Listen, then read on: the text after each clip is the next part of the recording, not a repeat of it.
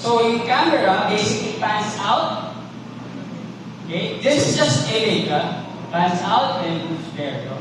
And then, ginawa ko sa AI, what if siya yung ending? Kasi ito pwede ko switch. Pwede ko say switch to the last, sorry, wala siya. So pwede ko switch from the first to the last, no? So pwede mo yung results niya, no?